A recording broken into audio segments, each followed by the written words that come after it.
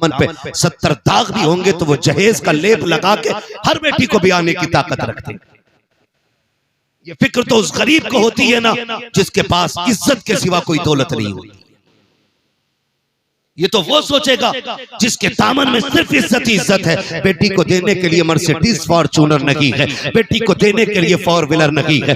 वो सोचता कि सिर्फ मेरे पास इज्जत रह गई है ताकि ये इज्जत बची रह जाए। खुदा के वास्ते अमीरों से भी गुजारिश है, कमजोरों से भी गुजारिश है, ताकतवर लोगों से भी गुजारिश है। पूरी कौम की इज्जत का सरमाया आज हमारी निगाहों के सामने है। अगर अब भी हमने अपनी कौम को नहीं संवारा, इसकी सही से तामीर नहीं की, तो आने वाले 10 सालों में जो कौम का हाल होने वाला है उस हाल पर रोने के सिवा हमारे पास कुछ रह नहीं जाएगा। ओ खुदा के वास्ते ऐसे तामीरी अड्डे बना दो, ऐसी तामीरी इदारे बना दो कि हमारी बेटियों को गैर का मुंह देखना ना पड़े।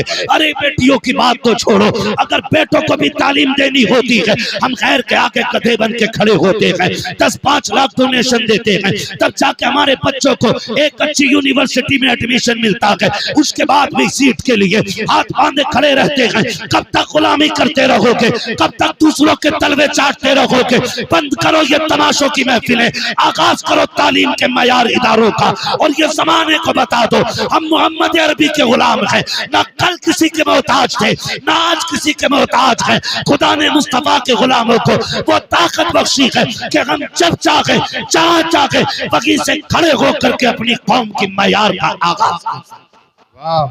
नारे तकबीर, नारे रिसालत, बस लगे आला हज़रत जिंदाबाद जिंदाबाद।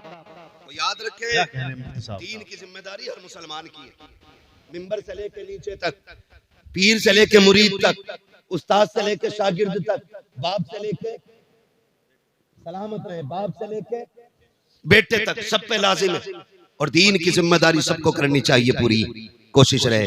जिस जगह पे बैठे हो ना, मैं बड़े फख्र से कहता हूँ इस जमीन पे ना आज सिलसिले कादरिया, चिश्तिया, नक्शबंदिया, सुहरवर्दिया, चारों बड़े सिलसिलों का फैजान जारी हो सारी है। जिस जमीन पे आज बैठे हो ये चारों बड़े सिलसिले आज यहाँ एक संगम बना हुआ है।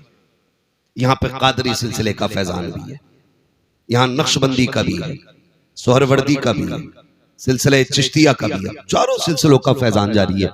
मैं आपसे एक बात कहूं, आप अगर तारीख पढ़े ना, तारीख में बहुत बड़ा नाम सरकार मुजद्दिद अल-फैसानी का नाम है। समझ रहे मेरी बात? जी, मुझे बात याद आ गई तो कह रहा हूँ, दीन की जिम्मेदारी हर बंदे की है। कौन? मुजद्दिद अल-फैसानी। जब अकबर जैसा मनहूस बंदा खड़े होकर के दीन इलाही की बुनियाद डालता है। और याद रखिएगा, दुनिया को बता दो और आप भी ईमान मजबूत कर लें कि यह इस्लाम है, लावारिस नहीं है। जब जरूरत पड़ेगी अल्लाह फिर से कोई सलाहुद्दीन अय्यूबी पैदा फरमाएगा, फिर से इसी इस्लाम के अंदर मुजद्दिद अल-फैसानी आएगा। आप देखना ये दीन लावारिस नहीं रहना, इस दीन पे मुस्तफा का बड़ा खास करम है। समझ रहे ना मेरी बात? तवज्जो है सारे लोगों की। पढ़े मुजद्दिद अल-फैसानी को। अकबर ने दीन इलाही की बुनियाद रखी, माअज़ल्लाह उसने जो रस्म पैदा कर दी थी, हद तो ये हो गई थी कि लफ्ज़ मोहम्मद नाम रखने पे पाबंदी लग गई थी। मोहम्मद नाम रखने तक पे पाबंदी लग गई थी। बहुत सारी बातें हैं, अगर फर्दन फर्दन जिक्र करूं बड़ा वक्त लगेगा। उस पुरफतन दौर में अल्लाह ने मुजद्दिद अल-फैसानी को पैदा फरमाया, जब किसी में जरूरत नहीं थी अकबर की आंखों में आंखें डालने की। तब मुजद्दिद अल-फैसानी ने आंखों में आंखें डाल के कहा था, खबरदार अपना मनहूस नजरिया उठा ले, इस जमीन के ऊपर अगर लगेगा तो मोहम्मद अरबी का दीन बाकी रहे, मोहम्मद अरबी का दीन बाकी रहेगा। ये मुजद्दिद अल-फैसानी ने नजरिया पेश किया। और जब आपने ये सख्ती पेश की, ये सख्ती पेश की मुजद्दिद अल-फैसानी ने, अकबर से कहा तेरा नहीं यहाँ हुजूर का दीन बाकी रहना। और फिर दुनिया ने देखा, अकबर गया, जहांगीर आया, जहांगीर आया, अल्लाह अकबर, फिर वही नजरिए और वो उसको बढ़ाना चाहता था। तो फिर मुजद्दिद अल-फैसानी ने उसके खिलाफ जबान खोली, जेल डाला गया। जेल क्यों जानते हो? अकबर के दौरे खिलाफत में सजदे ताजीमी को उसने जायज कर दिया था, जबकि दीन में सजदे ताजीमी हराम है। ठीक है जी, इस उम्मत में सजदे ताजीमी बोले हैं हराम है। आज जो पीर सजदे करवाते हैं ये खुल्लम खुल्ला हराम कर रहे हैं। और अगर इबादत का नजरिया हो तो फिर कुफ्र है। तो उसने सजदे ताजीमी की इजाजत दे रखी थी। मुजद्दिद अल-फैसानी ने कहा नहीं हो सकता है, हम सजदा सिर्फ अल्लाह को करते हैं, बेशक बाकी किसी को सजदा नहीं करते। उसने कहा यार इसका एक बार सर झुक जाए, थोड़ा ही झुकवा दो, फिर कौम के लिए दलील बन जाएगा कि मुजद्दिद अल-फ़सानी ने सजदा कर लिया। मैं बताऊं एक तरकीब, कहा उसने कहा चौखट छोटी कर दो। जब आएंगे ना शेख अहमद फारूक सरहंदी तो फिर गर्दन झुका के आएंगे और इतना ही काफी हो जाएगा। लेकिन दीवाने की नजरों को जहां देख रहा है, दीवाना खुदा जाने कहां देख रहा है। चौखट छोटी कर दी गई। मुजद्दिद अल-फ़सानी समझ गए कि ये चौखट छोटी क्यों हुई है। अल्लाह वाले भी अल्लाह वाले होते, लोग पहले सर बढ़ाते तो झुकना पड़ता, आपने पहले पैर बढ़ाए, सर सीधा रखा, अंदर आ गए। उसने देखा लो सर फिर भी नहीं झुका, उसे आया गुस्सा, उसने कहा जेल में डाल दो। किधर डाल दो? जेल में। इधर जेल में। आज लोग कहते ना ना सच की बात न करना, जेल हो जाएगी। क्या करेंगे? पकड़े जाएंगे। मुजद्दिद अल-फ़सानी ने कहा मंजूर है, जेल में डाला गया, लेकिन अल्लाह वाला जहां बैठ जाता है, वो कहा था ना किसी ने, अली वाले जहां बैठे वही जन्नत सजा बैठे। जेल के अंदर गए, जाकर के आपने वहां दीन की तबलीग शुरू की है। तो कैदियों से लेकर के सिपाहियों तक, सिपाहियों से लेकर जेलर तक, सारे आपके मुरीदी के हल्के में आ जाते हैं, सारे आपके पीछे दस्तबस्ता खड़े हो जाते हैं। आपकी ये शान व शौकत देखी है। एक दिन जहांगीर की बेटी के ख्वाब में मुस्तफा जाने रहमत तशरीफ ले आते हैं। जब उसने ख्वाब में देखा सरकार आए हुए हैं, लेकिन आका करीम नाराज है। जहांगीर की बेटी ने कहा था सरकार नाराज क्यों है? कहा राजी कैसे हो जाऊं, मेरा बेटा तुम्हारी जेल के अंदर कैद है और मुझसे रजामंदी की उम्मीद रखते हो। उसने बेटी ने उठ के सुबह बाप से कहा बादशाह वक्त सुन ले, रात मैंने मुस्तफा को ख्वाब में देखा है, आका का चेहरा उतरा हुआ था, सरकार गुस्से में थे और कह रहे थे मेरे बेटे को कैद में डाला है, इसलिए मैं तुमसे नाराज हूँ। का खैरियत चाहते हो तो जल्दी से उसको कैद से आजाद किया जाए। जब ये खबर बादशाह ने हजरत मुजद्दिद अल-फ़सानी को पहुंचाई कि हम तुम्हें आजाद करना चाहते हैं, बाहर निकल आओ। अब अल्लाह वाले भी अल्लाह वाले होते हैं।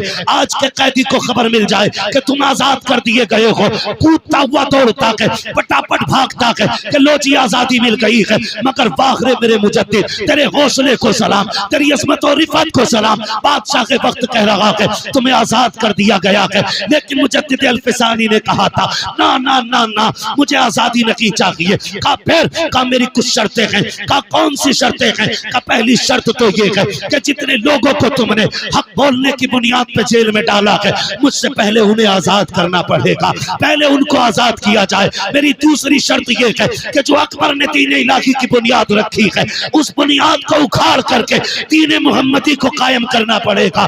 बादशाह परेशान हो गया। उसने कहा इसके अलावा का ये शर्तें पूरी करो तब मुझे आजादी चाहिए, वरना मैं नहीं आ सकता। उधर जहांगीर के सामने मुस्तफा का चेहरा भी था, इधर बादशाह के वक्त के सामने मुजद्दिद अल-फ़सानी की शर्तें थी, उसको झुकना पड़ा और ये कहना पड़ा। बादशाह ने कहा था ओ मोहम्मद अरबी के गुलाम आजा, कुर्सी तो मेरी है लेकिन हुकूमत आज से इस जमीन पे तेरी चलाई जाए। सुभान, नारे तकबीर, नारे तकबीर, नारे रिसालत, नारे रिसालत, उर्से मुक़द्दस, नारे तकबीर। सारे बंदों पे जिम्मेदारियां हैं दीन की, सारे अपनी जिम्मेदारी समझे। जहां जितना जिसका काम पड़ जाए और जितना हुजूर के दीन के काम कोई आ जाए, बस उतना ही अपने आप को खुश नसीब समझे। ये नहीं है कि आप हज करके आ रहे हो, 3 हज करिए, कह रहे अल्लाह का शुक्र है मौलाना इस साल में 6 उम्रे करे, 6 नहीं 8 कर ले। लेकिन अगर तेरे पड़ोस में कोई गरीब भूखा सो रहा है तो बता तेरे उम्रों का क्या बनेगा? मुझे बताना, अगर तेरे पड़ोस में कोई यतीम बच्ची गुर्बत की बुनियाद पे जिसके बाल सफेद हो गए, तो अल्लाह क़यामत में तेरी उम्रों पे तुझे जन्नत का टिकट देगा। तुझसे पूछा नहीं जाएगा तेरे पड़ोस में एक बच्ची बूढ़ी हो गई थी, बाप नहीं था, यतीम थी, तो बताओ हिसाब कैसे बनना है? इन वलियों के आस्थाने पे आने का फायदा यह है कि हम इनकी जिंदगी को अपनी जिंदगी के साथ मिला करके देखें कि हमारी जिंदगी में और इनकी जिंदगी में कितना बड़ा फर्क है। मजार सबके नहीं बनते, मजार उनके बना करते हैं जो रब रसूल के मोहब्बत में दुनिया से बेपरवाह हो जाते हैं। जो अल्लाह और उसके रसूल के हो जाते मजार उनके बना करते, मजार उनके बना करते। नौजवान मेरे सामने बैठे हैं, गुजारिश है मेरी आपसे, रवैये अच्छे कर लें, हुजूर के दीन की मदद करें और जितना जिससे हो सके हुजूर के दीन के साथ खड़ा हो। ये आज की सबसे बड़ी जरूरत है। और आखिरी बात कह दूं, अपनी सफों में मोहब्बतें पैदा करो, झगड़ों से निकलो, इत्तेफाक पैदा करो। ये जो मेड़े काट काट के लड़ाइयां मार रखी हैं ना, ये जो बीगे और बीसों के झगड़े बंद कर दो। आज तक कभी किसी का भला पूरा नहीं हुआ है। 100 बीघे वाला भी गज भर कब्र में लेटा है, 2 बीघे वाला भी लेटा है। बता, अगर तूने 2 बीघा 4 बीघे किसी की मार के अगर जमीन बढ़ा भी ली तो तेरी कब्र में कौन सा अलग से तख्ता लगेगा? अगर जमीन की कसरत कब्र के रुतबे बुलंद करती तो मैं भी कहता 2-4 बीघे मेरे लिए भी हड़प लेना। लेकिन नहीं जानते हुए नाम वर बेनिशान कैसे कैसे, जमी खा गई आसमां कैसे कैसे, बड़े बड़े कब्रिस्तान में लेटे। अगर ये नशा ना उतरता हो ना दौलत का तो कभी कब्रें जाके देखो टूटी पड़ी है। फाथा तो बड़ी बात है, कोई मिट्टी डालने तक नहीं आ रहा है। कई कब्रों के तख्ते दिख रहे और कई कब्रों में हड्डियां नजर आती है। कभी कब्रिस्तान जाओ, क्या वो हमारी तरह नहीं थे? क्या उनके जमीन पे घर नहीं थे? क्या वो जायदादों के वारिस नहीं थे? क्या उनके पास जमीन और पैसे नहीं थे? सब था, लेकिन कब तक? जब तक सांस नहीं रुकी है। जिस दिन सांसों की माला टूटी और सांसें मोती बन के हवा में बिखर गई ना, समझ लेना फिर उसके बाद कुछ नहीं रह जाएगा। खाली हाथ आए थे, खाली हाथ जाएंगे, खाली हाथ जाएंगे। तो फिर नियत ये करो, दौलत भले कम हो लेकिन नेकी ज्यादा होनी चाहिए। करेंगे इंशाल्लाह। दौलत भले कम हो लेकिन नेकी ज्यादा रखिएगा। और अपनी कोशिश ये करें कि मुआशरे को बेहतर करें, बहन बेटियों को पर्दा सिखाएं, मुस्तफा की शरीयत की पाबंदी सिखाएं। फरमाया गया या अय्युहल्लज़ीना आमनु दुखुलू फिस्सिल्मी काफ़ा, ईमान वालों पूरे पूरे इस्लाम में दाखिल हो जाओ। हमारा ज़ाहिर और बातिन इस्लाम जैसा होना चाहिए, मोहम्मद अरबी के जैसा होना चाहिए। तुम नहीं जानते, कुरान कहता है लतुसअलुन्ना यौमा इज़िन अनिन नईम, क़यामत के दिन एक एक नेकी के बारे में पूछा जाएगा।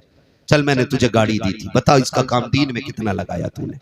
मैंने तुझे साइकिल दी थी, इससे दीन का कितना काम किया तूने। मैंने तुझे बंगला दिया था, मैंने तुझे इमारतें दी थी, मैंने तुझे करोड़पति बनाया था, बता क्या किया तूने दीन के लिए।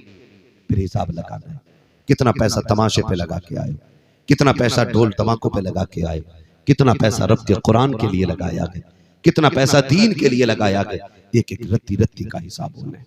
सारे फिर तैयारी करें अपनी अपनी, और इन बुजुर्गों से चूंकि हमारे पुराने रिश्ते रहे हैं, इसलिए कि अल्लाह ने वली अहले सुन्नत में पैदा किए हैं और अहले सुन्नत ही के अंदर अल्लाह ने अल्लाह वाले अता किए। ये याद रखिएगा, इनसे हमें जुड़े रहना है और जुड़ने के साथ साथ इनकी जिंदगी पे फोकस करना है कि ये वली कैसे बने। क्या बेटे की शादी पे डीजे बजवाया था या बारात को खड़े होकर खाने खिलवाते थे? ये इनके मजार से आवाज आएगी बकलूल, विलायत डांस करने से नहीं मिलती है। विलायत रब को रात को रब की बारगाह में मुसल्ले पे खड़े होकर आंसू बहाने से मिला करती है। दिन में रोजे रखने से विलायत मिलती है, कुरान पढ़ने से विलायत मिलती है। ये सारी चीजें वो तब अल्लाह वली बनाया करता है। तो इसलिए मेरी गुजारिश है, बुजुर्गों की जिंदगी को अपनाओ, कुरान के करीब हो जाओ, मस्जिदों के करीब हो जाओ, मुसल्ले बिछाने के आदी हो जाओ, रब को रो के दिखाने के आदी हो जाओ। वक्त कट गया है, मौतें हो रही, अब तो होलसेल में हो रही। पहले इक्का दुक्का होती थी, अब थोक में हो रही है। पूरी पूरी गाड़ी साफ हो जा रही। हाँ, बारात से लौट के आ रही थी गाड़ी, 9 मरे उसके अंदर। क्या है ये? क्या है? किसी बुजुर्ग से कहा था नसीहत फरमा दे, उन्होंने कहा था चल तुझे क्या नसीहत करे। कहा कभी जनाजे देखे? कहा हाँ। कहा जिसे जनाजों से नसीहत हासिल नहीं हो सकी उसे तकरीरों से क्या नसीहत मिल सकती है। जनाजे देखकर नसीहत हासिल करें। एक दिन हमें भी आना है, कह रहा जल्दी लेके चलो, मर गए फला साहब, जल्दी लेके चलो। इसे तू नहीं लेके जा रहा, ये तुझे लेके जा रहा है कब्रिस्तान। इसे तुम नहीं लेके जा रहे हो, ये तुम्हें लेके जा रहा है और ये तुम्हें दिखा रहा है देखो आज मैं आया हूं, कल तुम्हें यहां आके लेटना है। एक बल्ब कमरे का फ्यूज हो जाए तो जब तक लाइट का इंतजाम नहीं कर लेता, घुसता नहीं कमरे के अंदर। वो कब्र वो ठिकाना जहां कोई कुमकुमा भी नहीं है। एक चिराग भी नहीं है, फिर अंधेरा होगा ना। डर क्यों रे, बोलो ना, अंधेरे का घर है ना, फिर चिराग जलाया हमने। तैयारी की कोई? क्या तैयारी की? जो होगा देखा जाएगा। मौलवियों की बातें ऐसी रहती हैं। मस्जिद से निकल के कह रहा है सब ठीक है, लेकिन इमाम साहब का पैर हिल गया था, इमाम साहब की किरात सही नहीं है, मजा नहीं आ रहा, मजा। ये मस्जिद से निकल के कह रहा, जिसे बिस्मिल्लाह याद नहीं वो इमाम की किरात को गलत कह रहा।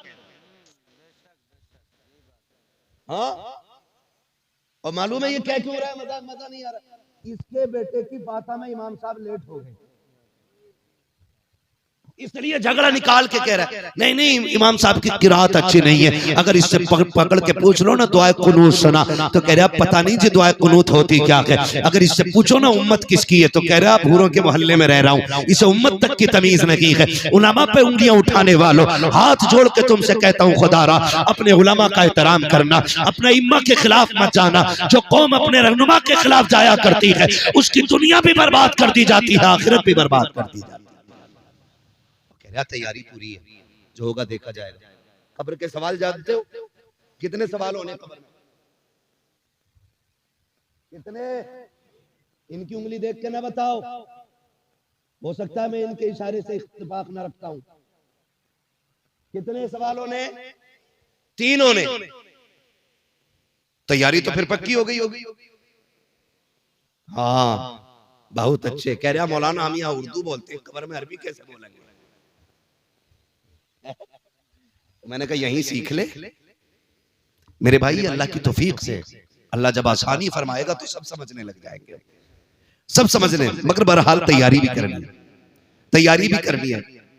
इंतकाल होते हैं, मैयत होती है, तो लड़का खड़े होकर कह रहा है हमारे अब्बा पे किसी का कर्जा हो तो माफ कर दियो। और लड़के को भी बता 3 बीघे हमारे अब्बा मेरी बेईमानी की जोत रहे।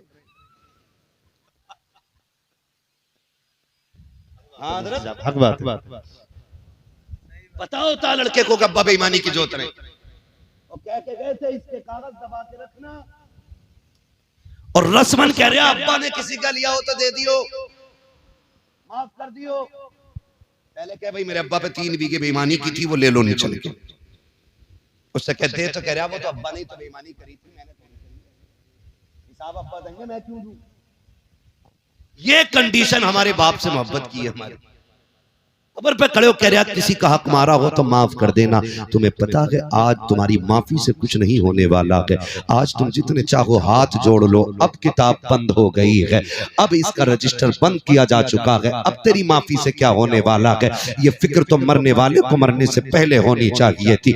आज बेटा खड़े होकर कह रहा मेरे बाप ने किसी का दिल दुखाया हो तो मेरे बाप की तरफ से मैं माफी मांग रहा हूँ। खुदा के वास्ते तुम्हें पता के जरा बताओ तो सही, जब तेरे बाप ने पैसे वाला था, नेता था, उसने गरीब के चौक में थप्पड़ मारा था, उसकी इज्जत तो मिट्टी में मिल गई थी। आज उस थप्पड़ का जवाब तू क्या दे सकता है? उस थप्पड़ की कीमत क्या तेरे तो जुमले हो जाएंगे? तेरे बाप ने कल गरीब को अपनी सफ से उठा के कहा था ये तेरे बैठने की जगह नहीं है। जब दावत में अमीर और गरीब जगह बैठ करके खा रहे थे, तेरे बाप ने गरीब की कलाई पकड़ के कहा था वो देख टाट बिछा हुआ के यहाँ कैसे आके बैठ गया। वो जो जिल्लत उठानी पड़ी थी गरीब को, क्या तेरे दो जुमले उस गरीब की इज्जत के सौदे की भरपाई कर सकते हैं? आज जो रस्मन तुम कह रहे हो मेरे बाप से जो गलती हो गई है माफ कर दिया जाए, अब कुछ नहीं होने वाला है। मशीयत का नकीब आवाज दे के कह रहा है नादान खैरत कर, खैरत कर, आज तेरी तौबा से कुछ नहीं होगा। इसको जीते जी गरीब से माफी मांगनी थी,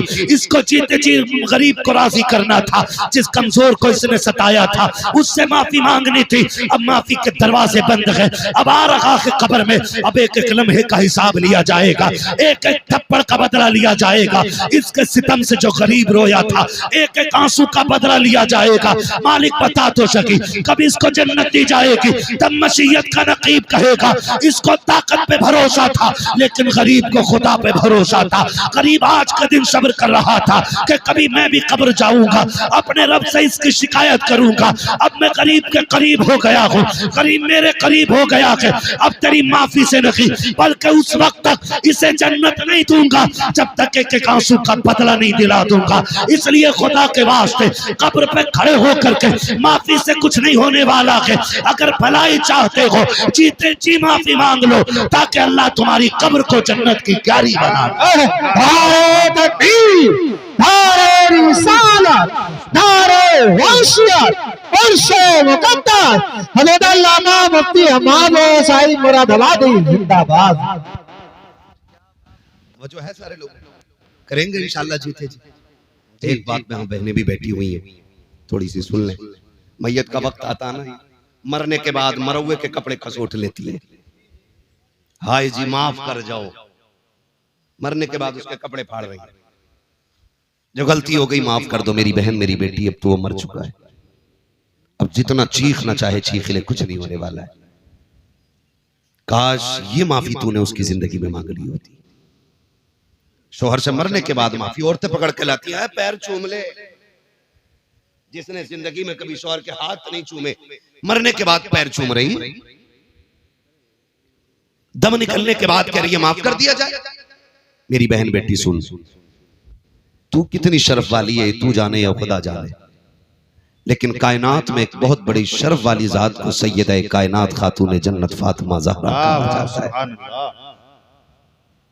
मेरी बेटियों, अपनी जिंदगी को जरा देखें और खातून जन्नत की जिंदगी को देखें। खातून जन्नत की वो जात है जिसने शोहर से पूरी जिंदगी कभी ऐसा सवाल नहीं किया जिसको लेकर के शोहर परेशान हो जाता। जब सैयदा कायनात के विसाल का वक्त आया ना, तो कहती है अली दो बातें सुन ले। हजरत अली ने कहा था क्या बात है? झोली फैला के कहा था अली आज फातिमा कुछ मांगना चाहती है। तब मौलाए कायनात ने कहा था खातून आज तक कुछ मांगा नहीं, मांग। झोली फैला के कहती है अली कोई गलती हो गई हो तो माफ कर दिया जाए। ये जुमले खातून के थे, जौजा के थे हजरत अली के, और आंसू हजरत अली के निकल आए। आप कहते हैं कैसी बात कर रही हो, जितने साल मेरे साथ गुजारे कभी शिकवा जबान पे नहीं आया, आज तक कोई दुख नहीं पहुंचा मुझे, किस चीज की माफी मांग रही हो? तो खातून जन्नत ने कहा अली हो सकता है कभी तुमने मुझे खाना बनाने का हुक्म दिया हो, मुझे बनाने में देर हो गई। कभी तुमने कपड़े उतार के धुलने को कहा और मुझे धुलने में देर हो गई हो। अली हो सकता है कोई काम का तुमने हुक्म दिया हो और मुझे करने में देर हो गई है, इसलिए अली आज मैं उसकी माफी चाहती हूँ। हजरत अली रो देते, कहते फातिमा तू माफी ना मांग, आज अली को माफ कर जा।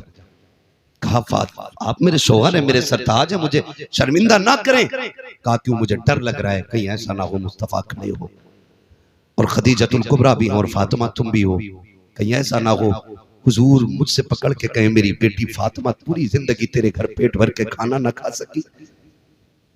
अगर ये बात हुजूर ने कहती तो मैं क्या जवाब दूंगा? फातिमा तू बता, तू भी मुझसे राजी है कि नहीं? मैं अपनी बहनों बेटियों से कहना चाहूंगा, बहनों बेटियों जिंदगी 4 दिन की है, जवानी 30 साल की है, ये रंग बिरंगी जिंदगी के 30 साल है, इनको गुजरने में वक्त नहीं लगता है। इंतजाम अंजाम आखिर मौत है, ठिकाना आखिर कब्र है। मेरी बेटी ये 30 साल संभल के गुजार ले, सिर्फ 30 साल संभल के गुजार ले, और फिर शोहर के साथ साबिरा और शाकिरा होके कब्र में आ। तेरी कब्र पे अजान ना भी पड़ी जाएगी, अगर तू साबिरा बन के कब्र तक आएगी तो रोशनी का इंतजाम करके जन्नतुल बकी से खातून जन्नत फातिमा ज़हरा आ जाएगी। ये हर बेटी से मेरी गुजारिश है कि अपने शोहर का एहतराम करे। हर भाई से मेरी गुजारिश है जीते जी अपने भाइयों से माफी मांग ले, वरना ऐसा ना हो कि मौत आ जाए और हमें माफी मांगने का वक्त ना मिल सके। मैं अक्सर एक बात कहता हूँ, उजाले अपनी यादों के हमारे साथ रहने दो, न जाने किस गली में जिंदगी की शाम हो जाए। अल्लाह हमें हुजूर की जिंदगी के वो रोशनी अता करे कि जिस रोशनी में हम अपनी जिंदगी को हुजूर की जिंदगी की रोशनी के मुताबिक गुजारने की कोशिश करेंगे। इंशाअल्लाह माफ करेंगे एक दूसरे को, इंशाअल्लाह अच्छी रखेंगे इंशाअल्लाह। अगर रिस्क में तंगी आएगी, ब्याज लोगे नहीं, रिश्वत लोगे नहीं, हराम लोगे नहीं, अगर तंगी आ जाए मुसल्ला लेंगे, मस्जिद की तरफ जाएंगे इंशाअल्लाह। और जब दुनिया सोती होगी मुसल्ले बिछाएंगे, वो झोली फैला के कहेंगे या करीम या रज़ाक तेरी चौखट पे आ गए भर दे झोली। खुदा की कसम एक बार मांगोगे अल्लाह 7 पुश्तों के रिस्क का इंतजाम। सुभान अल्लाह, बेशक फरमाया गया या अय्युहल्लज़ीना आमनुदखुलू फिस्सिल्मि काफ़ा, ईमान वालों पूरे पूरे इस्लाम में दाखिल हो जाओ। अल्लाह हमारी नस्लों को मसलक आला हज़रत की रोशनी में जिंदगी गुजारने की तौफीक अता फरमाए। और हमें हमारे बुजुर्गों के फयूज़ व बरक़ात से माला माल फरमाए। हम अपने मज़ारों पर इसी तरह उर्स करें कि महफिलें इनकी हों, तज़किरे मदीने वाले मुस्तफ़ा के होने चाहिए। ऐसी ही खूबसूरत महफिलें सजाएं, और जो लोग भी ऐसी महफिलों में जाते हैं जहाँ पे तमाशे हों, ढोलक हों, वो रातें बर्बाद करके आते हैं, जिंदगी तबाह करके आते हैं।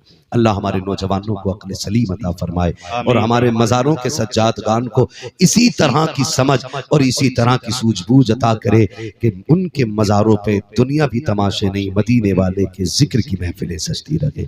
बस जो हुए अगलात उनको माफ़ फरमाए रब्बे कायनात।